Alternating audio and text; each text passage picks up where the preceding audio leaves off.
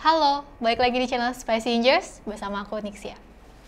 Jadi NZXT baru aja bikin gebrakan di produk casingnya. So ini adalah NZXT H510 Flow. Nah, H510 Flow ini dia mendapatkan upgrade yang sangat signifikan, yaitu di airflow-nya. Dari namanya aja dia udah ditambahin H510 Flow. Ya udah sih, ternyata itu doang upgrade-nya. Jadi selebihnya tuh nggak ada yang di-upgrade atau yang diubah sama sekali dari casing H510 ini. So basically ini adalah casing H510 yang basic yang udah pernah keluar, yang udah keluar beberapa tahun yang lalu. Ya kira-kira sekitar 3 tahunan yang lalu. Kecuali di bagian panel depannya, dimana di sini bagian panel depannya ini punya desain mesh dan dengan lubang-lubang yang besar. Jadi kalau kalian tahu di casing tipe H510 basic itu adalah panel depannya cuma cover biasa yang full ketutup dengan ventilasi kecil di bagian depan kanannya. Tapi kalau di sini jadi full ventilasinya dibikin di meshnya. Jadi setelah panel bagian depan ini, di dalamnya juga udah ada removable dust filter. Nah, panel bagian depannya ini sih warnanya hitam dan di sini agak aneh karena NZXT nggak nyediain opsi pilihan warna. Karena di casing yang warna putih ini panelnya warna hitam. Coba aja ada warna putih juga biar senada dengan warna overall casingnya. Tapi mungkin ini juga karena supaya satu estetik dengan di bagian side panelnya ini, dimana di sini tempered glassnya sampai sini dan sisanya adalah putih, jadi biar segaris gitu sampai depan, atau biar sama juga dengan casing yang H510 Elite-nya.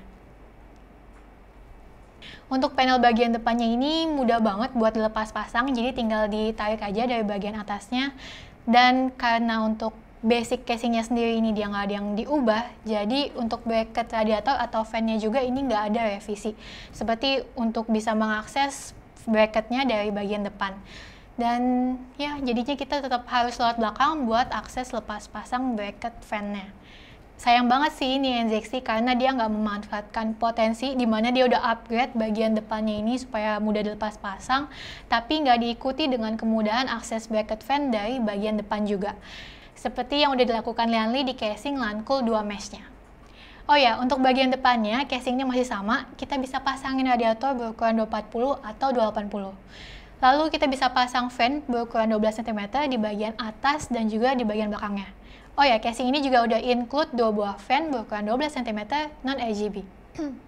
Untuk PCIe slotnya di sini masih sama, masih menggunakan baut biasa, jadi nggak di-upgrade untuk pakai thumb screw. Ya karena basically sama dengan basic H510-nya sih. Lalu untuk interiornya, desainnya masih sama persis dengan khasnya NZXT, yaitu dengan desain yang clean, dimana dia juga dilengkapi dengan penutup-penutup kabelnya itu. Kemudian di sini dilengkapi dengan 2 buah slot SSD dan 2 buah slot untuk hard disk 3,5 inch-nya. Di sini cukup aneh sih karena untuk casing harga segini tapi nggak dilengkapi dengan KD untuk hard disk-nya. Masa jadi sama aja kayak di casing harga 400 ribuan? Untuk pengujiannya, di sini Nixia coba di 4 skenario berbeda. Yang pertama skenario default, yang kedua fan depan dipindah ke atas, ketiga front panel dilepas, dan yang keempat tempered glass-nya dilepas. Pada tes yang pertama menggunakan AIDA 64 Stability Test. Pada skenario default mendapatkan hasil minimum 35,8 derajat dan maksimumnya 70,4 derajat Celcius. Pada skenario kedua, fan depannya dipindah ke atas, hasilnya adalah minimum 33,8 derajat dan maksimumnya 67,9 derajat Celcius. Skenario ketiga, hasilnya minimum 36,5 derajat dan maksimumnya 69,1 derajat Celcius. Di skenario keempat, mendapatkan hasil minimum 33,5 derajat Celcius dan maksimum 66,3 derajat Celcius. Tes yang kedua menggunakan Cinebench E23 di skenario pertama, yaitu defaultnya mendapatkan hasil minimum 37,6 derajat dan maksimum 61,5 derajat Celcius. Di skenario kedua mendapatkan hasil minimum 36,6 derajat dan maksimumnya 60 derajat. Skenario ketiga mendapatkan hasil minimum 35,5 derajat dan maksimumnya 59,1 derajat Celcius. Di skenario keempat, saat tempered glass-nya dilepas, mendapatkan hasil minimum 35 derajat dan maksimumnya 65,1 derajat.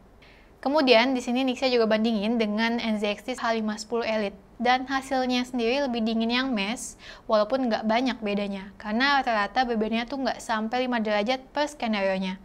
Tapi menurut Nixia di sini kondisi default pun udah masih cukup oke. Untuk harganya sendiri, casing H510 Flow ini ada di angka 1.350.000. Beda 50.000 aja dengan H510 yang basic. Sayangnya kenapa NZXT nggak ambil basicnya itu dari yang H510i, malah ambil dari H510 yang biasa. Kalau pakai H510i kan kita jadi ada opsi buat pakai GPU vertical mount-nya.